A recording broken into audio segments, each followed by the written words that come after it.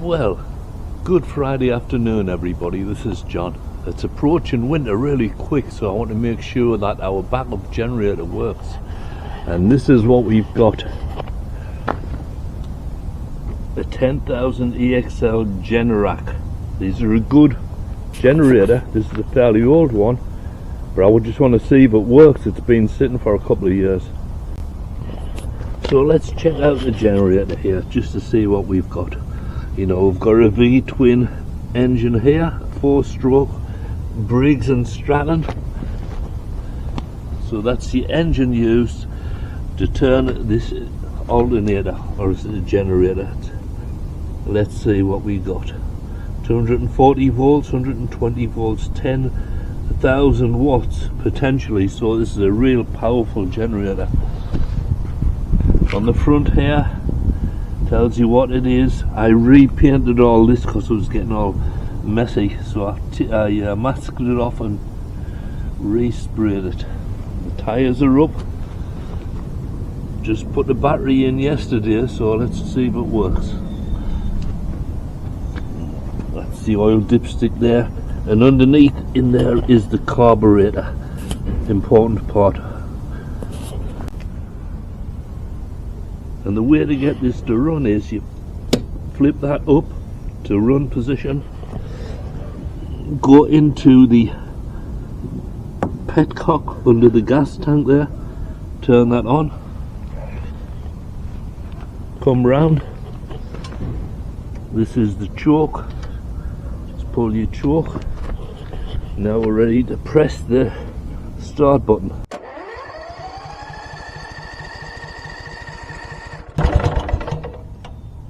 Sounds to me that the gas is not getting through, so let's keep it going for a little while and see what happens.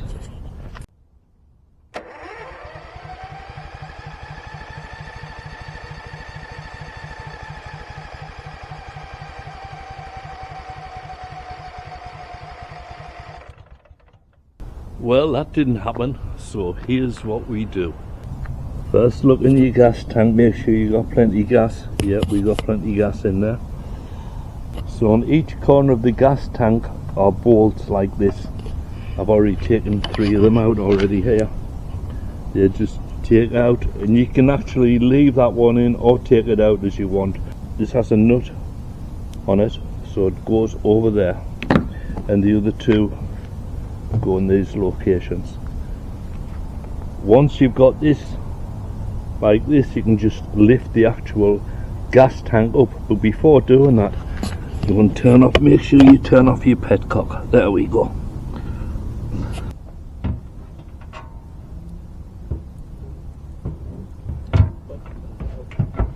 There it is.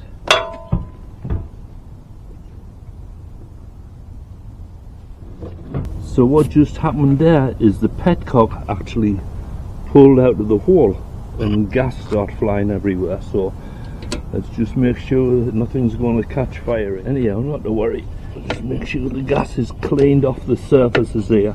But this is the reason why we do this outside, because in the event of an accident like this, well, you're not going to be stinking up the indoors, the great indoors. And all, as it's gas, it's going to evaporate relatively quickly, not to worry. Get away from off the battery here. Don't want any shorts. All we need to do is to take the petcock from the fuel hose here and just push that back like that, just moving that clamp off the petcock. Just pull the petcock off here. Right, now here's the next part. Oh, this looks very dry in there, so that tells you that the gas was probably not getting past this petcock. Probably need to clean this filter in somewhere. So all I'm doing here is I'm going to see if this connects through to down into the carburetor through the pipe there. So what you do is, that's in the off position. Hang on, sorry. That's the off position. It says off. That's the on position. I'm going to blow through here and see if it comes out that area. Yes, it does. Now I'm going to turn it to the off position and see if it stops it moving. The airflow, that is. Yes, it does. So it is working, not a problem. Now the next thing is to put this back into the gas tank. And to do that, what you do is you remove this rubber grommet thing here. Very carefully.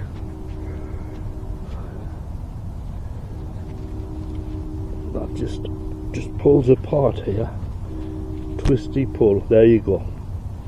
I'm going to put this back into the bottom of the gas tank. Very carefully put that in. Make sure it's seated good.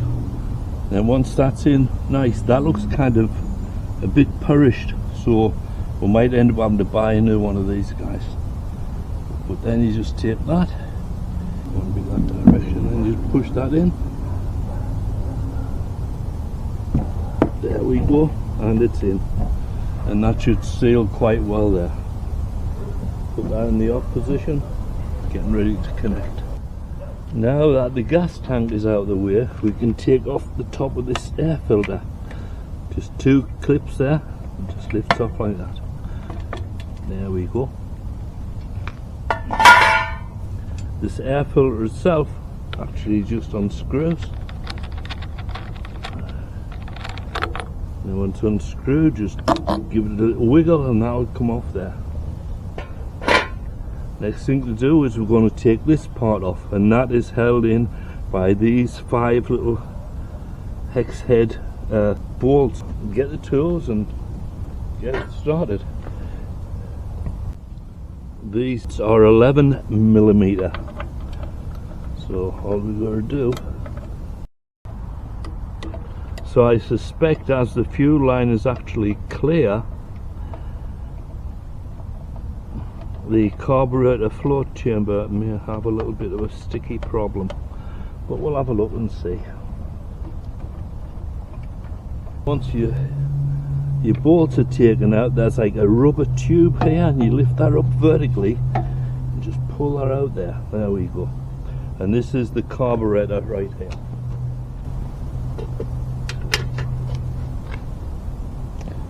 And to access the carburetor, there are 4 Phillips heads screws there.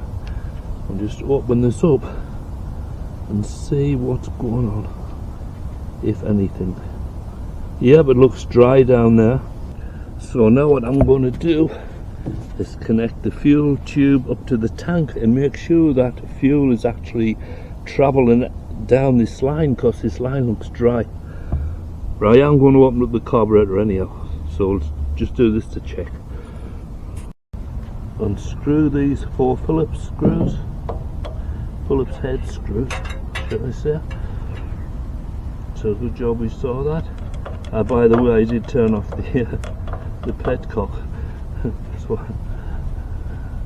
the stop was losing more gas. And then what we do is undo this little linkage here. Let's see what happens there. That comes up there to expose this. Oh yes, now we've got too much gas. So I've just disconnected from that linkage, I think. There we go. Done. Remember this gasket that goes back on too. So that should have stopped gas coming in. So I'm going to turn the petcock back on and see we still have flowing gas everywhere.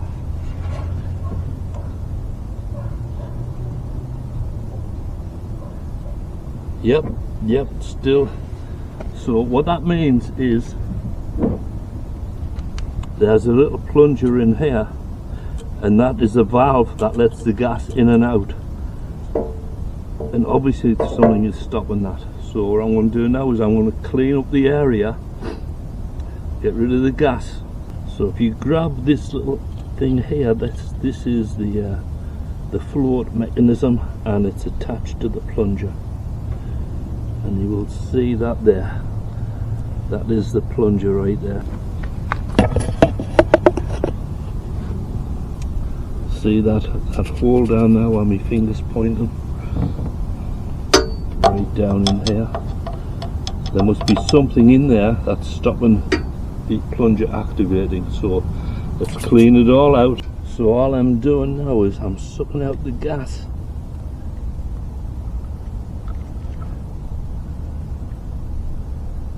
Out of the float chamber. There we go. Then we're going to put it in here. In a glass jar. In a glass jar like this. Don't use polystyrene.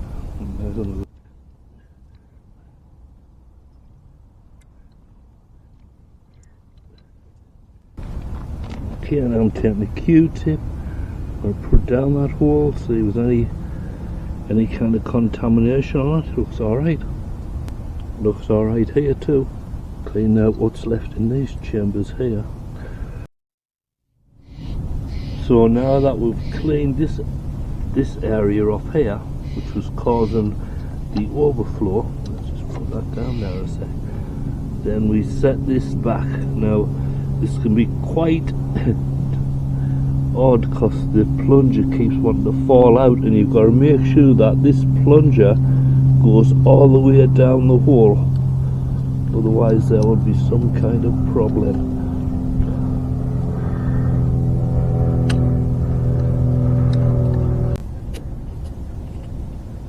Once we're satisfied that this is correct, then you put the gasket back on. Look at the hole patterns there, make sure that they line up with this. So if you put it on that way, the hole patterns will not line up. So just make sure that part's on. There we go. And then what we'll do next is look at these jets and we'll clean them out. I'm using a piece of data cable to go through here. Make sure these holes are free.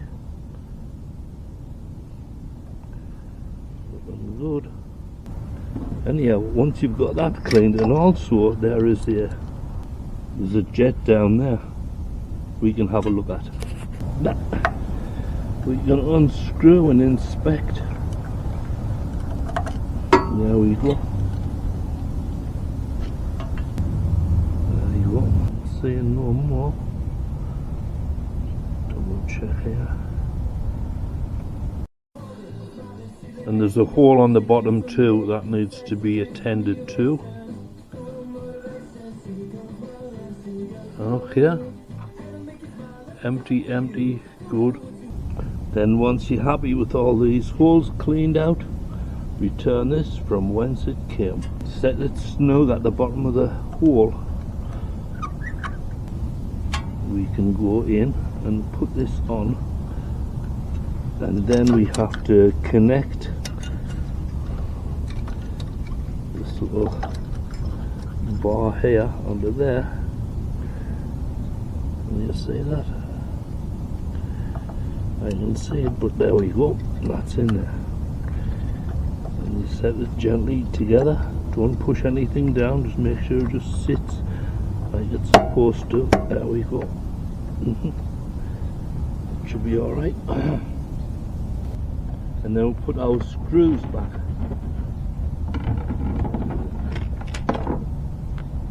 We're going to return these 4 screws back in the holes. They're all the same length, so don't worry about getting them mixed up.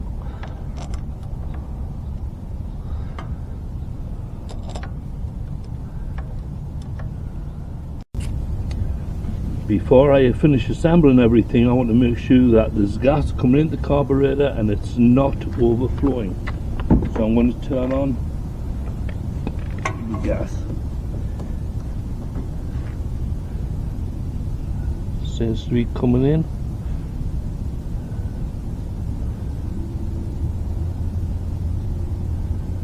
Yeah, I can see it rising in the float chamber there. Oh, there we go.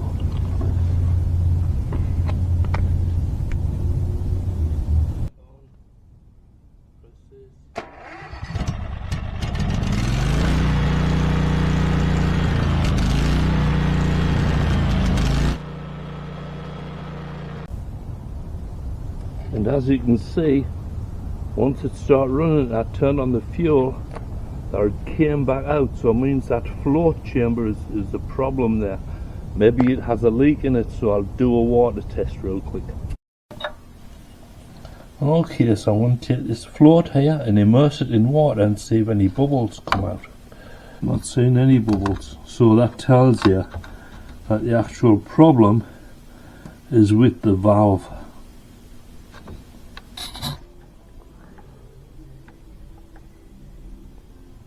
Doesn't look damaged, might be worn out though, but you never know.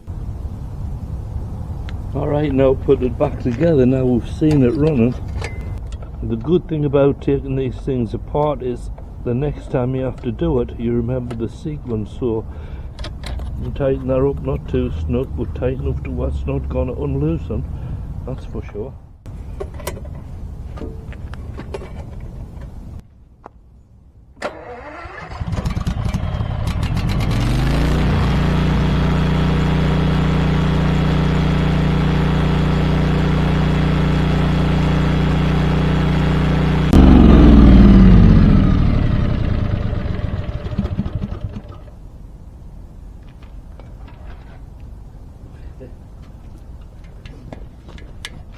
Well, good Saturday morning everybody. The good news is we got the petcock. Had to send away for a new one because this had all rotted out. At the bottom of the tank here they also sent an extra clip to put the fuel hose on. So excellent, let's get into this and see how it works. So the first thing we have to do is to remove the fuel tank, and to do that that's the old petcock under there, and there's the clip, it's turned off, there's fuel in here, so I've got to be careful when I take this fuel tank off. Luckily I've already removed the bolts, there's one on that just slips off, so let's do it. Okay, remove the clip first, that's the first thing you do, move that back, then we can undo the hose. There we go. Now we can lift the tank off. Okay, and very carefully lift this guy off. I wasn't very careful the last time, hence the problem.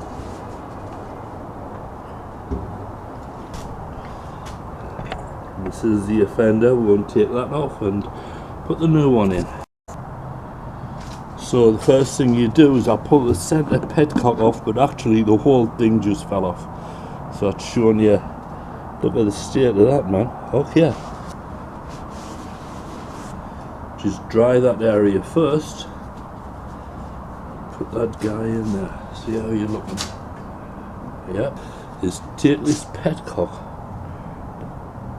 I'm going to spit on my finger and just rub that in there to get this to go in. I don't want any problems. There we go. Push in there. Now we just have to make sure that's sealed against there and this petcock's pushed all the way in. We can reattach this fuel line here. Okay, there we go.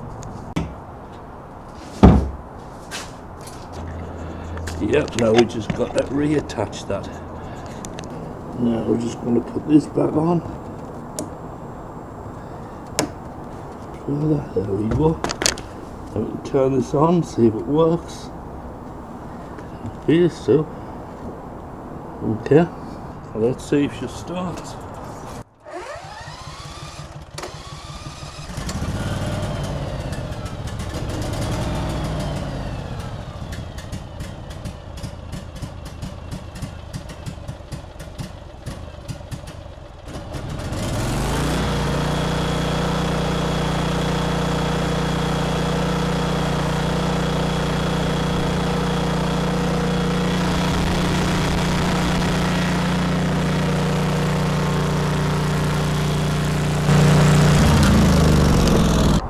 We did have an overflow from the carburetor, so probably going to have to look deeper into it. But I'm over the moon that we got the petcock installed. Reminds me of my old motorcycling days when I was a teenager. Alright, and continuing on with the generator fix, I'll tell you what's happened so far. The generator runs for about a minute and then it cuts out. I went on the internet and they said if you disconnect this sensor down here, that goes out, the fuel sensor, so I disconnected that. It didn't make any difference. So what's been done so far is I cleaned the carburetor, put a new battery in here. It runs but doesn't run for any length of time. So the next thing to do is drain some oil out. I might have overfilled it and I think that's what could be the ultimate problem. That looks like a drain plug just in there. I'll just double check the oil level on here. And if it's too high, I'll say that's what the problem is.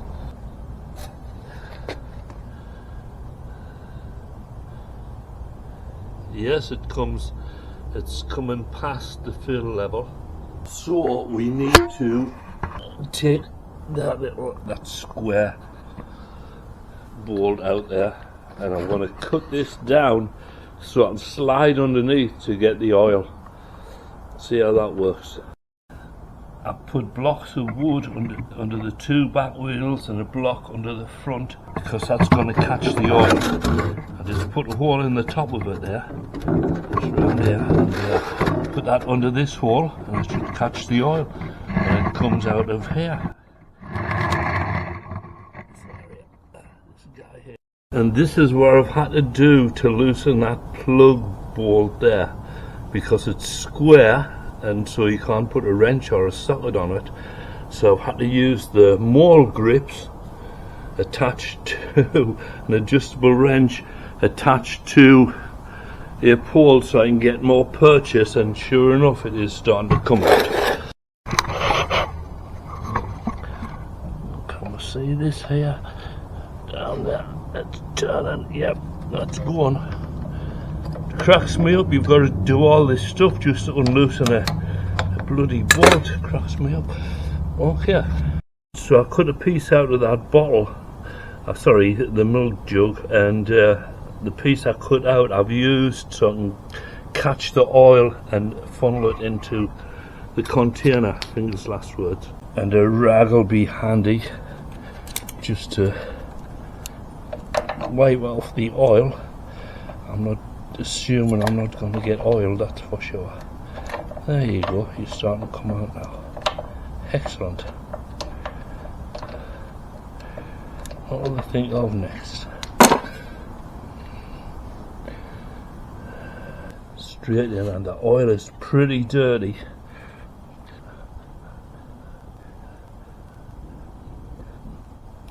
Yeah, this is good because I can put new oil in now. Now put the plug back in, tighten it up, not as tight as it was though, no, that's for sure.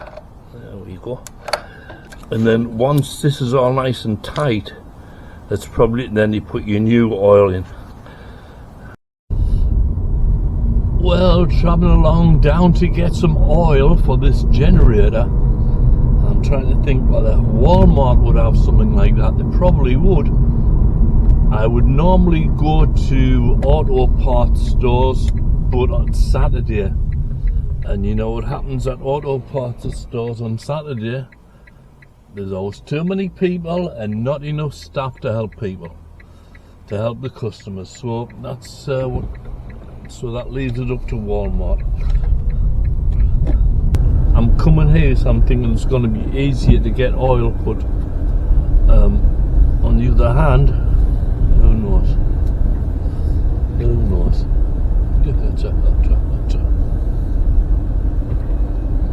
Perfect. We've got an outward facing space here. It's almost $1 difference in price. This one's $5.20.72. So what it says in the manual is that these generators take 1.1 quarts of 5W-20 oil, depending on where you live, but I'll say this is a good one. This is the recommended oil.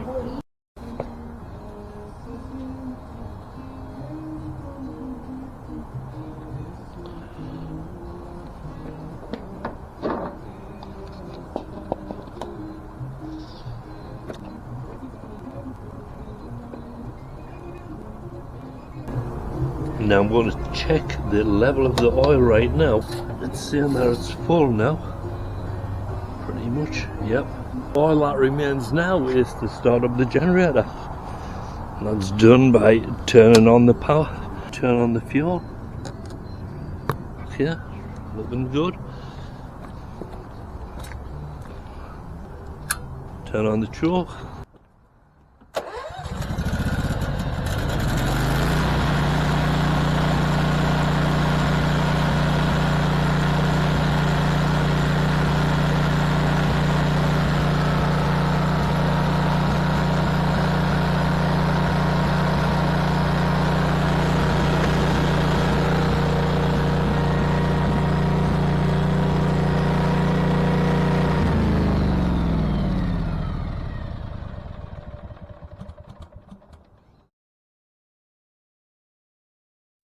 Well, good morning. It is now the next day. Now, I've tried all kinds of things to keep this generator running, but it all comes back to, after about, say maybe a minute, it just conks out. And what happens is, it overflows fuel from the carburetor.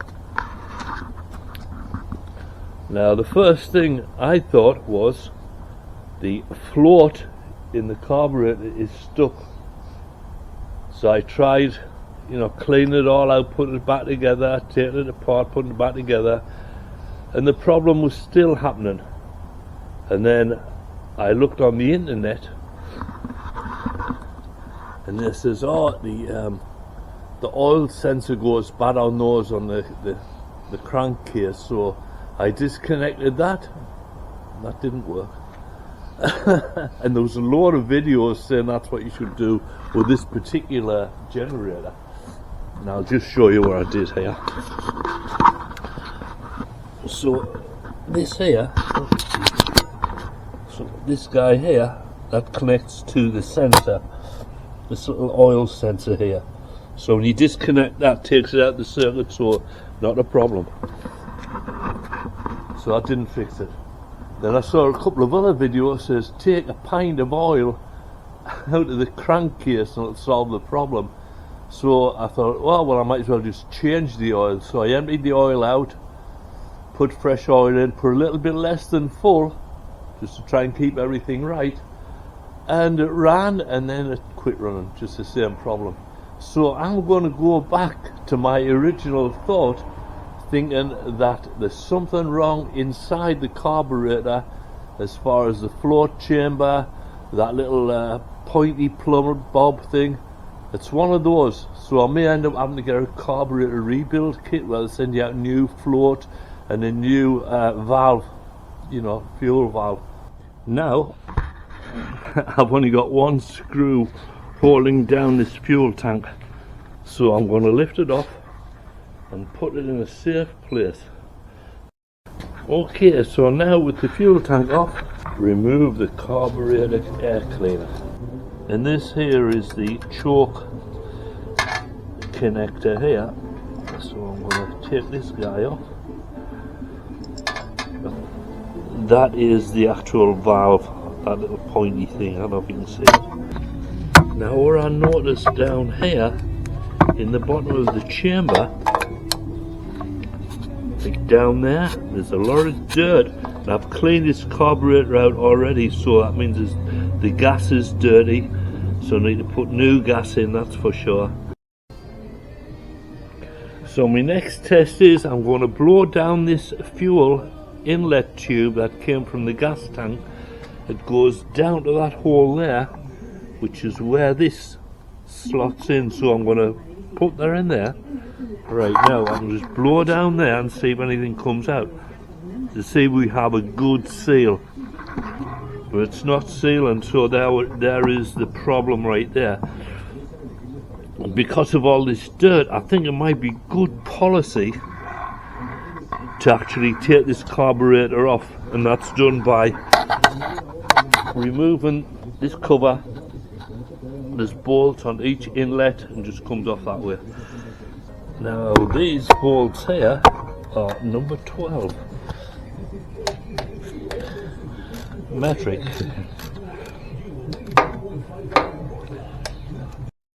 And the rest of these bolts here, these are number 10 metric. Just loosen these guys here, pop it off. See if this will come off a little bit. Well, it will. But this little thing here needs to disconnect. Alright, so now we've got to the carburetor, and you can see there's a bolt there that holds it on. I'm not sure if that one does or not. So definitely these two bolts, and this should just pull out. Famous last words? I don't know, but we'll give it a try. Because, well, there's a bolt here that holds the carburetor on, but I think there's a one behind there that you can't actually get to. Yeah, that's what's happening. So we'll take some photo of this just to get the way everything's pulled together and where the nylon zip ties are located. Boy, we're having some fun now, aren't we? Now the bolts that hold this carburetor on, they are a ½ inch. There we go, ½ inch bolts, and there are 4 of them. 1, 2, over here, 3 and 4. Well, I did everything to the carburetor but take it off, so I'm going to take it off, and I think we're probably going to find some dirt pile-ups and things like that, so that'll be sorted out. Too sweet. Next one.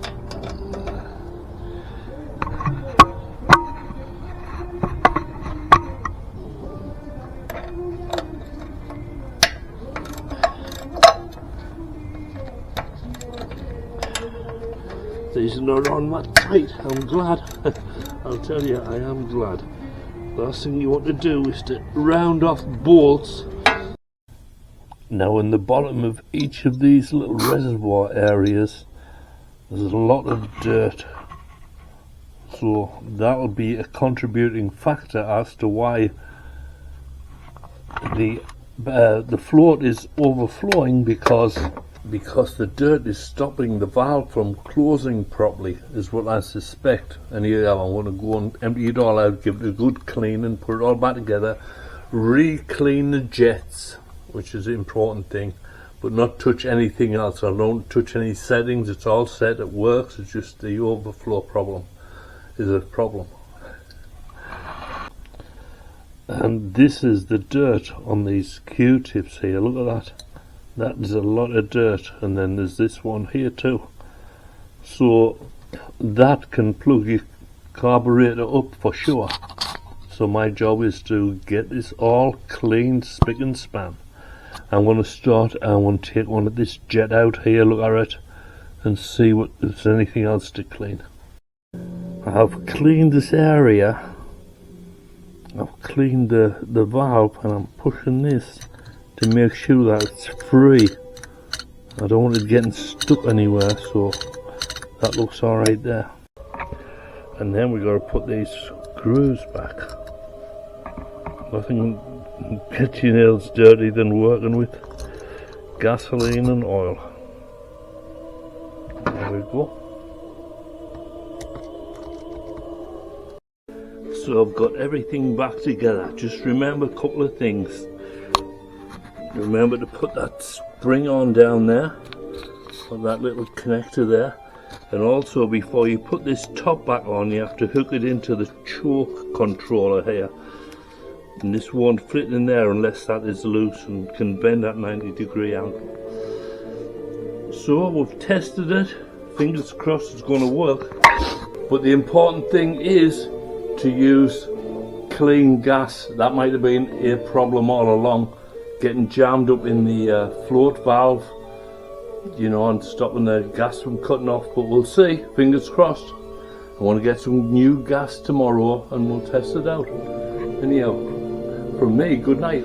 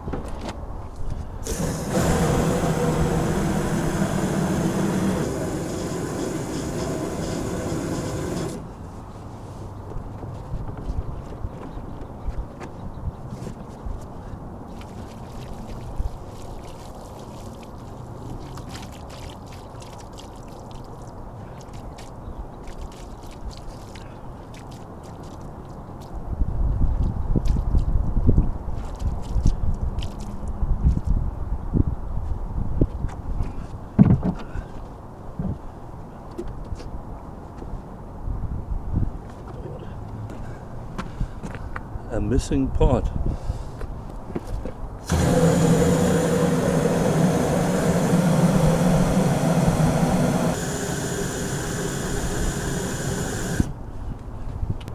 Okay, so I'll fill this up one more time, not all the way, but I want to get all the residue out, any, dirt, bits of dried fuel. So I'm going to give it a good squish around, put some washing up liquid in it, and we'll see if that helps.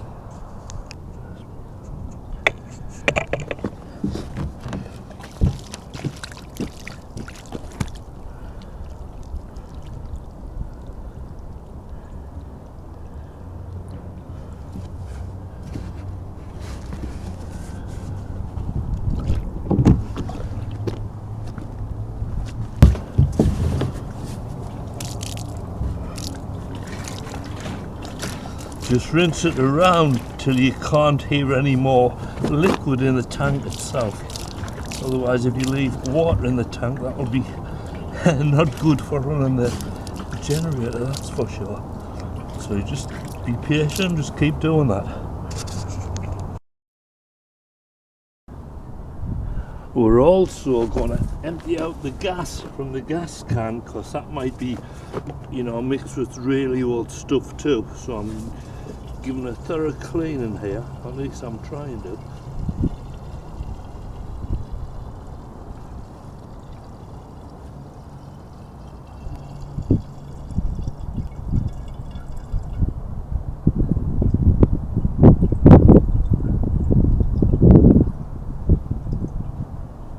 Well, that was very lucky that I was able to get all of this gas in that container, because I don't have any more containers, so excellent. Well, look at this. Now, these two jars here came from the fuel tank of the generator, and this jar here has the gas from the gas can. As you can see, that's much more clearer than these. I didn't know that gas did that.